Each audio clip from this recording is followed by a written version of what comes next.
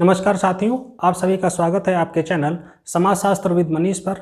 मित्रों, ये लेक्चर हमारे अवेलेबल हैं PGT, TGT, UGC net and GRF exam के लिए। जो भी कैंडिडेट हमसे जुड़ना चाहते हैं वो हमारे दिए गए नंबर 7054161270 पर कॉल कर सकते हैं। वो हमें इसी नंबर पर व्हाट्सअप भी कर सकते हैं और टेलीग्राम पर भी संपर्क कर सकते हैं। और टेलीग्राम पर हमारा ग्रुप है समाजशास्त्र विद मनीष नाम से, उस नाम से जुड़ भी सकते हैं। मित्रों, इस लेक्चर में हम लोग बात करेंगे समिति टॉपिक पर और इसको संपूर्णता में समझने की कोशिश करेंगे, जिससे इस टॉपिक से रिलेटेड कोई भी प्रश्न यदि आता है, कोई भी प्रश्न, कोट्स, कमेंट्स, बुक्स, कुछ भी पूछा जाता है तो वो आपका गलत ना हो और उसे बड़ी सहजता से आप सॉल्व कर पाएँ और टॉपिक के बारे में भी आपकी जो राय है वो बहुत स्पष्ट हो पाए। क्योंकि समिति और संस्था ठीक उसी तरीके से आपस में अंतर संबंधित हैं जैसे परिस्थिति और भूमिका टॉपिक। तो ये जो टॉपिक है एक तरीके का सोशल रीजनिंग जैसा टॉपिक है, जहां पर बड़ी टेक्निकलिटीज़ हैं और उन टेक्निकलिटीज़ को हम लोग जो है समझेंगे बड़ी आसानी से, सरलता से। आप लोग आखिरी तक हमारे वीडियो के साथ बने रहें और आप हमारे लेक्चर से पूर्ववर्तों के प्रश्न मिलाएँ, आपको ज़्यादा से ज़्यादा वहाँ मिलेगा। बहुत से लोग यूट्यूब पर अपने लेक्चर डाल रहे हैं, वीडियोस देख रहे हैं, लेकिन आप एक कंपैरेटिव अध्ययन कर सकते हैं कि हमारे लेक्चर्स कैसे ज़्यादा संपूर्णता में हैं, कैसे ज़्यादा व्यापक हैं, व्यवहारिक हैं, प्रासंगिक हैं। स्टार्ट करते हैं मित्रों लेक्चर को। समिति, तो हम समिति को कैसे समझें या किस एक चीज़ को हम समिति कहें, यही मुख्य चुनौती है। क्योंकि इस टॉपिक पर कभी कभी व्यवहारिक प्रश्न पूछ लिए जाते हैं, कभी कभी जो है प्रश्न जो है परंपरागत नहीं होते हैं, तो दिक्कत हो जाती है। क्योंकि ये जो हम समिति टॉपिक कर रहे हैं, इसके समाजशास्त्री जो प्रभाव हैं, समाजशास्त्री जो इसकी जो डायमेंशंस हैं वो डिफरेंट है। कई लोग उन्हीं बिंदुओं को समिति कहते हैं, जैसे राज्य को कई समाजशास्त्री समिति कहते हैं और कई समाजशास्त्री संस्था कहते हैं।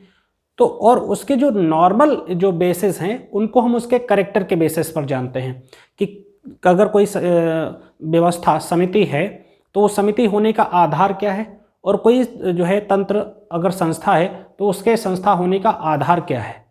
ठीक है मित्रों, इसी बेसिस पर हम समिति और संस्था में मूलभूत अंतर को कर सकते हैं, उस अंतर को समझ सकते हैं, उसे वर्गीकृत कर सकते हैं।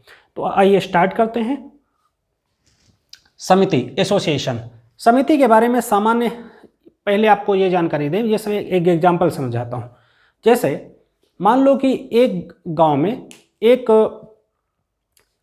जो है दूध डेयरी का जो है कंसेप्ट बनाया गया। गांव के लोगों ने समझा कि यदि एक से अधिक लोग साथ मिल जाएं तो वो एक, और उनमें से एक व्यक्ति ये दावा कर ले कि मैं सबका दूध कलेक्ट करूंगा और जो है उसको सेल कर दूंगा, और जो भी व्यक्ति जितना दूध दे रहा है उसके एवरेज में उसको उतना पैसा दिया जाएगा। ठीक है, तो जैसे एक समिति का गठन किया गया, मान लो कि अमूल की या पराग की या जो भी आप समझ सकते हैं, एग्जाम्पल ले सकते हैं। अब ऐसे में मान लो कि 100 लोग एक गांव में हैं और 30 लोगों को दूध देना है, तो उनकी सदस्यता फिर भी ऐच्छिक है, चाहे तो समिति में शामिल हों और चाहे तो ना शामिल हों। ये एक खास बात है यहाँ, यानी समिति की सदस्यता क्या है, ऐच्छिक है, जबकि संस्था की सदस्यता अनिवार्य है। एक बात। दूसरी बात यह है कि जब समिति जो है, समिति के जो नियम कायदे कानून होते हैं सदैव पूरे मूर्त होते हैं, जबकि संस्था के नियम कायदे कानून हैं वो पूरे तरीके से अमूर्त होते हैं।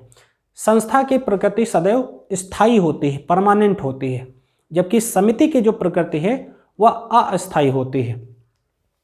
संस्था के नियम भी सुपरिभाषित होते हैं, समिति के नियम भी सुपरिभाषित होते हैं। जैसे, और समितियों का सृजन भी जो है संघर्ष द्वारा होता है, संस्थाओं का सृजन भी संघर्ष द्वारा होता है। संस्था की भी अपनी कानूनी मान्यता होती है और जो ज़्यादा प्रभावी होती है, लेकिन समिति के भी अपने कानून होते हैं, नियम होते हैं, उनको और ज़्यादा औपचारिकता संस्था में मिल जाती है। तो इस तरीके से आपने समिति के बारे में एक जो है ब्रॉडर पर्सपेक्टिव समझा, जहां आप समिति और संस्था में आसानी के साथ अंतर कर पाएंगे। अब ये जो समिति जैसी चीज़ें हैं, इनका उदय कैसे हुआ? इनका उदय के 3 मूलभूत कारण है। पहला कारण है संघर्ष द्वारा उदय हुआ है, सहयोग द्वारा उदय हुआ है और स्वयं अपने कार्यों से उनका सृजन हुआ है। जैसे परिवार को यदि हम एक समिति के रूप में देखें तो उनका सृजन एक विचार के चलते, एक आवश्यकता के चलते हुआ है, ठीक है। कहीं ना कहीं उसका एक संघर्ष का भी जो है प्रतिफल है। जो परिवारों का उद्भव है एक संघर्ष का भी परिणाम है, जिसका अपना एक इतिहास है। हम लोग प्रीलिम्स में उसके बारे में ज़्यादा डिटेल में बात नहीं करेंगे। और जाहिर सी बात है, जब परिवार अपने अस्तित्व में आए तो उनमें एक कॉपरेशन की जो भाव है, उनकी इन्नेट क्वालिटी है, उसने कहीं ना कहीं सामाजिक व्यवस्था को बहुत अच्छा औपचारिक और अनौपचारिक स्वरूप प्रदान किया। तो हम लोग समाजशास्त्री लहजे से समझते हैं। जैसे मैकाइलन पेज का क्या राय है, इनकी बुक है सोसाइटी, उसमें वो कहते हैं, उसमें उनका कहना है कि नवीन समाजों में विशिष्ट हितों की पूर्ति के लिए जो समूह संगठित किए जाते हैं उन्हें समिति कहा जाता है। नवीन समाजों में विशिष्ट आवश्यकताओं की पूर्ति के लिए। अब ये नवीन समाज कौन है, यानी आधुनिक समाज में विशिष्ट हितों की पूर्ति के लिए, ठीक है। अब विशिष्ट हित क्या है, जैसे मैंने आपको अभी दूध डेयरी का एग्जाम्पल दिया, या अभी और नई नई चीज़ें हैं। जैसे मान लो आज के टाइम में एक पॉलिटिकल पार्टीज अपने प्रचार के लिए तंत्र का गठन करते हैं, डिजिटल मीडिया को, उनके डिजिटल मीडिया एक्सपर्ट्स होते हैं जो उनको मीम्स, कोड्स, स्लोगन्स, भाषण, है ना, ये सब देते हैं ताकि वो जो है ज़्यादा जनता की भावनाओं को अट्रैक्ट कर सके, प्रभावित कर सके, जनता को उनके साथ जोड़ सकें। लेकिन जब इलेक्शन खत्म हो जाता है तो क्या वो रहते हैं? वो नहीं रहते हैं। ये एग्जाम्पल है। दूसरा, विलियम जे गुडे ने क्या कहा, वो कहते हैं जो समिति है एक औपचारिक संगठन है जिसमें व्यक्ति इसलिए सम्मिलित होता है कि वह उसके स्पष्ट लक्ष्यों को मान्यता प्रदान करता है, स्पष्ट लक्ष्यों को मान्यता प्रदान करता है। अब मान लो एक समिति है ना, जैसे कोचिंग संस्था है, एक समिति है, कोचिंग समिति है, मैं पढ़ा रहा हूँ, एक कमेटी है, आप चाहें तो ज्वाइन करें, आप चाहें तो ज्वाइन ना करें, ठीक है। अगर मान लो मैं अच्छा पढ़ा रहा हूँ तो आप 4 लोगों से और बताएंगे तो क्या होगा, जैसे कहा गया ना, स्पष्ट लक्ष्यों को मान्यता प्रदान किया जाता है। यानी कि लक्ष्य स्पष्ट है कि PGT, TGT, UGC NET, higher education के एग्जाम के लिए एक प्रभावी जो है लेक्चर इनके होते हैं। मनीष सर के लेक्चर प्रभावी हैं, मान लो आपको ये लगता है ऐसा, तो आप उनको मान्यता प्रदान करेंगे, साथ में 2 लोगों से और बताने की कोशिश करेंगे। That's it. आगे बढ़ते हैं विशेषताओं पर। पहली विशेषता क्या है? सदस्यता औपचारिक होती है, जाहिर सी बात है। आप समिति के सदस्य जबरदस्ती नहीं बनाए जा सकते, आप चाहे तो ज्वाइन करें, चाहे तो ना ज्वाइन करें। फिर मूर्तता होती है, वो उसके सभी नियम कायदे कानून औपचारिक रूप से लिखित होते हैं, मूर्त होते हैं। उनकी जो प्रकृति है, कुछ और विशेषताएं मैं ले लेता हूं, उनकी जो प्रकृति है वो अस्थायी होती है, परमानेंट नहीं होती है। मैंने बताया इलेक्शन कमीशन वाला एग्जाम्पल, इलेक्शन में पॉलिटिकल पार्टीज द्वारा हायर की गई कमिटीज़ का एग्जाम्पल, वो फिक्स नहीं है, वो जो है अस्थायी है। ये भी देखा जाता है कि उनके जो तौर तरीके हैं, काम करने की प्रणाली है, वो सुपरिभाषित होती है। जैसे एक कोचिंग इंस्टीट्यूट की प्रणाली, एक दूध डेयरी की प्रणाली भी सुपरिभाषित है। ब्रूम नामक एक समाजशास्त्री हैं, ब्रूम, उनकी पुस्तक है सोशियोलॉजी, उसमें कहते हैं कि जो समिति है वो एक तरीके की औद्योगिक संरचना, आधुनिक संरचना है। तो ये बहुत इंटरेस्टिंग है, कभी पूछ ले ब्रूम ने समिति को क्या कहा, तो उन्होंने कहा कि आधुनिक संरचना इनको कहा। और समिति को कानूनी संस्था के तौर पर और नियमों पर आधारित व्यवस्था के तौर पर भी स्थापित किया जाता है, कानूनी व्यवस्था और नियमों पर आधारित व्यवस्था। अगली विशेषता और ले लेते हैं, मैंने 3-4 विशेषताएं और बता दी, मतलब ताकि 7-8 विशेषताएं हो जाएं।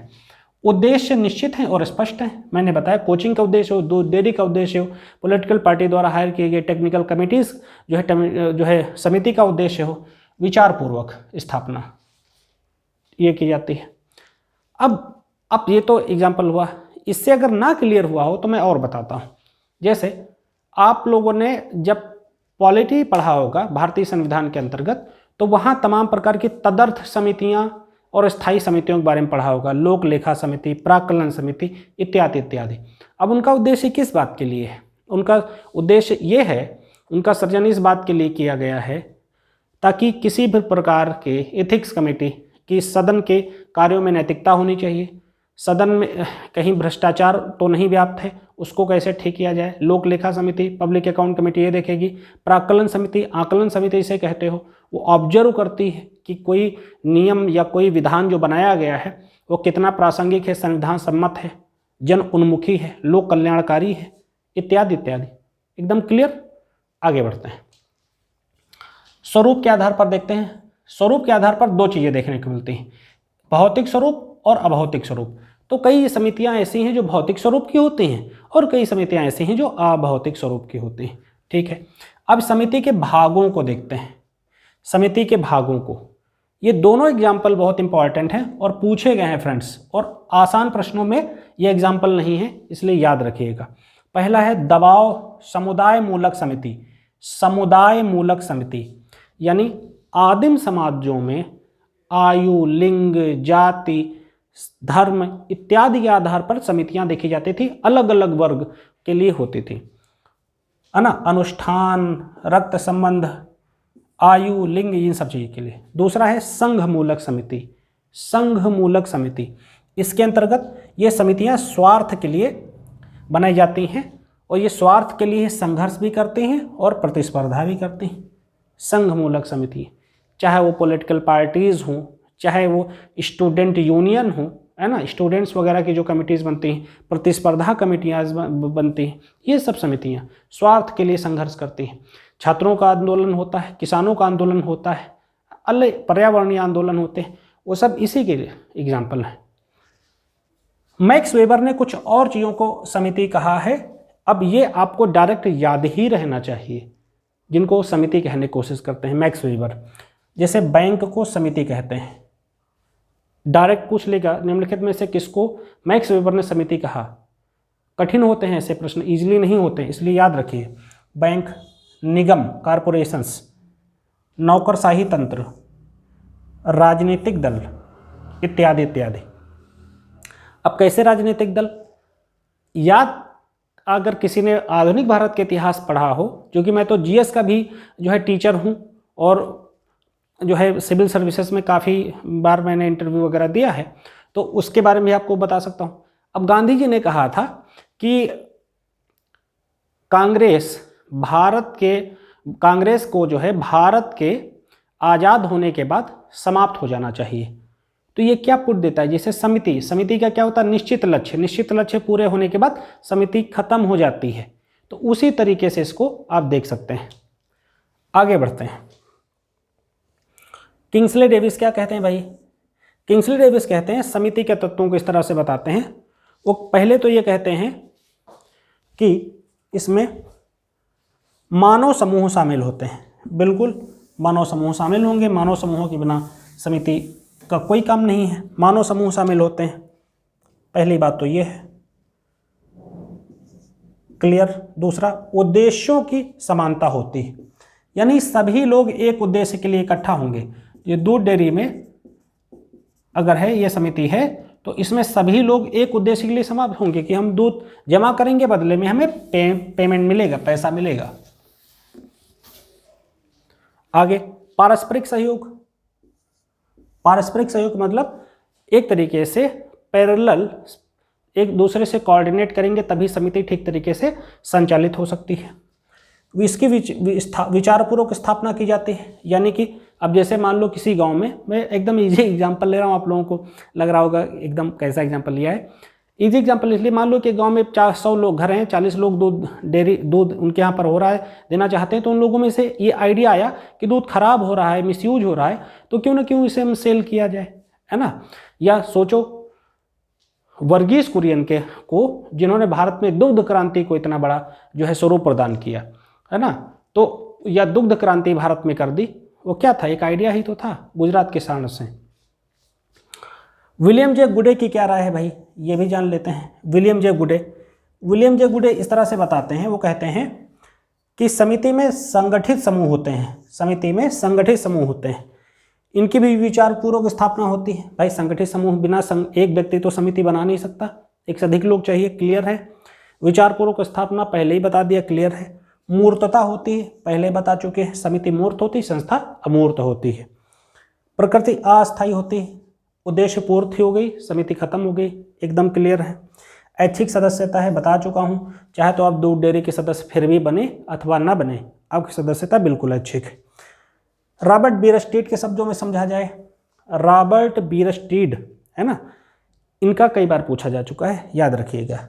ये कहते हैं निश्चित उद्देश्य, क्लियर, उद्देश्य निश्चित ना हो तो फिर समिति की स्थापना नहीं होगी।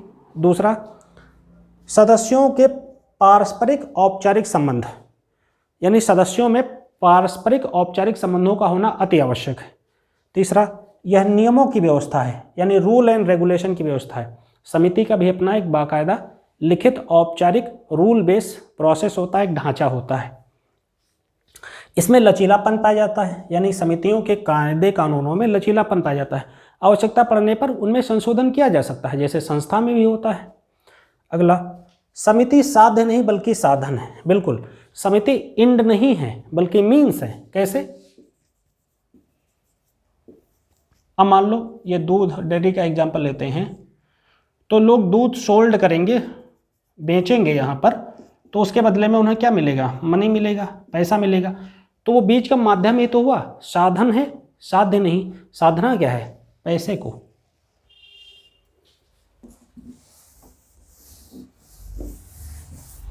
उम्मीद करता हूँ इतना एकदम क्लियर होगा, बहुत ही सरलता से क्लियर होगा। नया प्रश्न बनाएंगे एग्जाम्पल देकर, तभी आप लोग क्लियर कर लेंगे। आगे बढ़ते हैं। कुछ समितियों को वर्गीकृत करते हैं। दो प्रकार से वर्गीकरण किया जाता है।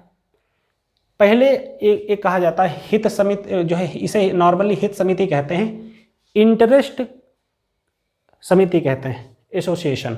और इसके दो प्रकार हैं, अविशेषीकृत और विशेषीकृत।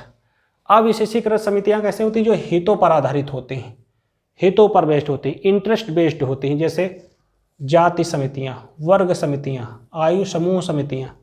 कैसे? एक एक को समझो। जैसे आपने शहरों में देखा होगा कुर्मी क्षत्रिय सभा, ब्राह्मण क्षत्रिय सभा, यादव क्षत्रिय सभा, तमाम इस तरीके की कमेटीज बनी हुई होती हैं, समितियां बनी हुई होती हैं। उनका उद्देश्य क्या होता है? अपने लाभ प्राप्त करना। उस तरह वर्ग जो है, वर्ग कैसे बनते हैं? उच्च वर्ग, मध्यम वर्ग, निम्न वर्ग। इसमें किसान मजदूर ये सब आ जाएगा। मध्यम वर्ग में आ जाते हैं ब्यूरोक्रेट्स, और उच्च वर्ग में कौन आते हैं? पूंजीपति। तो आप देखते हैं पूंजीपतियों की अपनी समितियां होती, सरकार से वो तो कहती भाई कि हमें इस तरीके की छूट दो व्यवसाय करने के लिए। सिविल सर्विसेज के जो लोग होते हैं, या डॉक्टर के या इंजीनियर्स के जो ग्रुप होते हैं, वो अपनी मांगों के लिए भी बात करते हैं।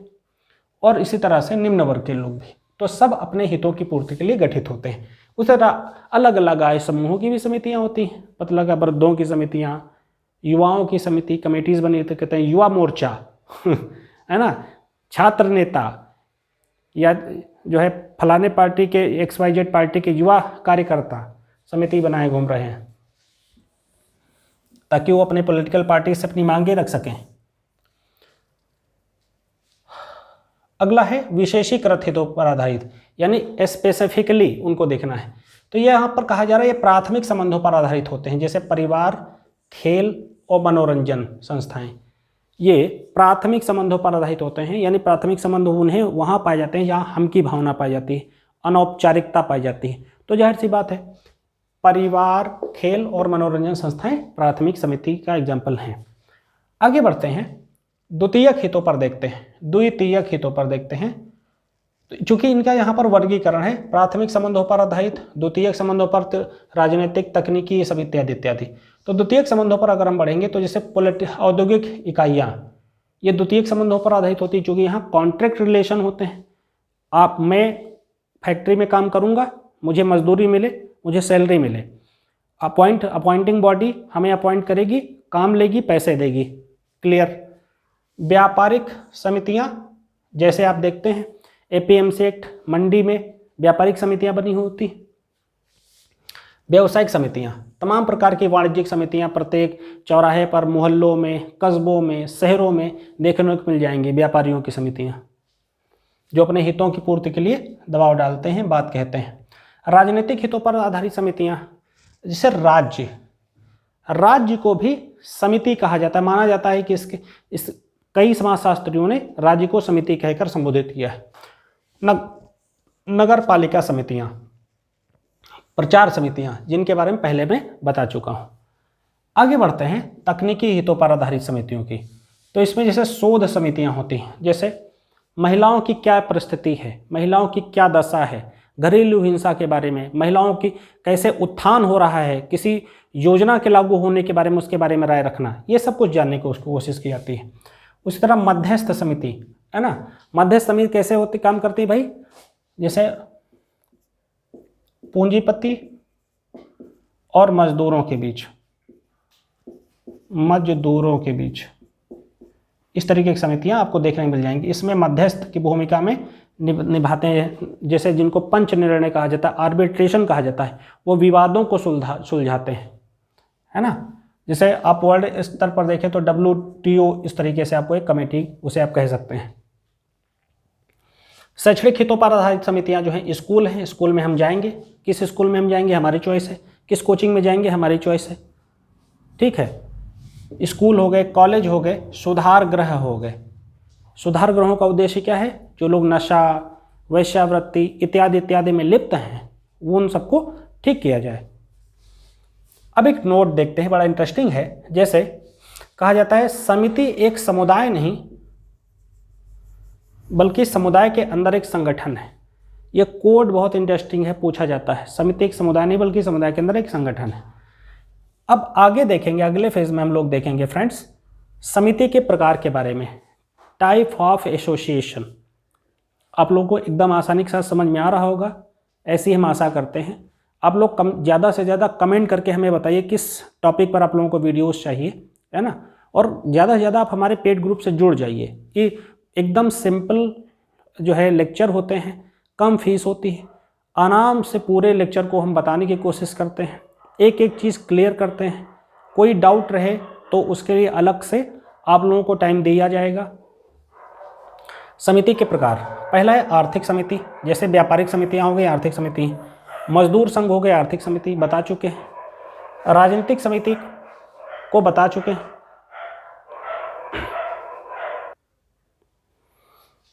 आर्थिक समिति, व्यापारिक समिति और मजदूर समिति संघ, इसके बारे में हम पहले बता चुके हैं, आपको क्लियर होगा। फिर राजनीतिक समितियों पर आते हैं फ्रेंड्स। राजनीतिक समितियों में जैसे राजनीतिक दल, जैसे मैंने आपको पहले बताया गांधी जी ने क्या कहा था, कांग्रेस को समाप्त हो जाना चाहिए, कांग्रेस को देश को आज़ाद कराने के बाद समाप्त हो जाना चाहिए, क्योंकि इसका लक्ष्य पूरा हो चुका है। इसका जन्म ही भारत को आज़ाद कराने के लिए किया गया था, स्थापना की गई थी, है ना। फिर संसदीय समितियां मैंने बताया, पार्लियामेंट्री समिति दो प्रकार की होती हैं, तदर्थ और स्थायी। तदर्थ समितियां वे समितियां होती हैं जो तत्कालीन 2-3 महीनों के लिए गठित की जाती हैं, लक्ष्य पूरा होने के बाद वो खत्म हो जाती हैं। स्थायी समितियां लगभग साल भर के लिए गठित की जाती हैं और वो काम देखती हैं। अलग अलग लोक लेखा समिति, संसदीय लोक लेखा समिति, प्राक्कलन समिति, इथिक्स कमेटी, ऐसे 20-22 प्रकार की कमेटीज़ होती हैं टोटल, अगर सब क्लासिफिकेशन किया जाए। उसी तरह प्रचार समितियां मैंने बताया, पॉलिटिकल पार्टीज़ के प्रचार के लिए उनका गठन किया जाता है और प्रचार हो जाने के बाद वो उनका काम पूरा हो जाता है, वो खत्म हो जाते हैं। अगला है सांस्कृतिक समितियां या सांस्कृतिक समिति, जैसे आर्य समाज, ब्रह्म समाज, ये सब जो समितियां हैं, ठीक है, प्रार्थना समाज, रामकृष्ण मिशन इत्यादि इत्यादि, ये सब समितियां जो है धार्मिक या सांस्कृतिक समिति इनको कहा जाता है।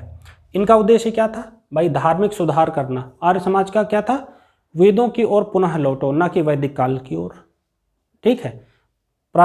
इसी तरीके से ब्रह्म समाज का उद्देश्य क्या था, समाज सुधार करना, तार्किकता को लाना, एक केशववाद को लाना। उसी प्रकार से अगर स्वामी विवेकानंद के रामकृष्ण मिशन के आंदोलन को देखो तो वो तो नामी मिशन देते हैं कि लक्ष्य पूरा हो जाए, उसके बाद समिति खत्म हो जाए, क्योंकि संस्था अगर रूढ़िबद्ध हो गई तो वो बड़ी शोषक हो जाती है। वो तो सहमत ही नहीं थे, इसलिए उन्होंने उसको कभी मिशन कहा कि मिशन पूरा हो जाए, ख़त्म कर दो उसे। शैक्षणिक समिति, शैक्षणिक समितियों में जैसे वैज्ञानिक संघ, जैसे अभी कोविड है, कोविड पर पूरी दुनिया भर के लिए रिसर्च टीमें बनी और उन्होंने अपने साथ एक दूसरे को जोड़कर काम किया, है ना। उसी तरह समाजशास्त्री परिषद, समाजशास्त्री परिषद भी एक समिति है।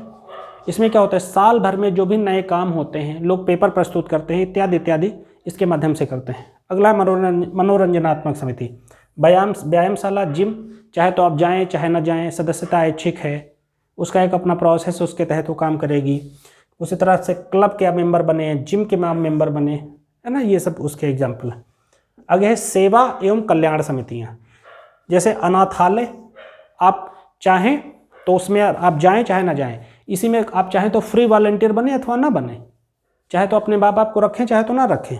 हरिजन सेवक समिति, गांधी जी और अंबेडकर ने जो चीज़ एस्टेब्लिश करी थी उसका उद्देश्य क्या था कि उद्देश्य पूरा हो जाने के बाद, इनको समाज में समान सम्मान मिल जाने के बाद इनका गठन जो किया गया है उसे समाप्त कर दिया जाएगा, उनका लक्ष्य पूरा हो चुका होगा।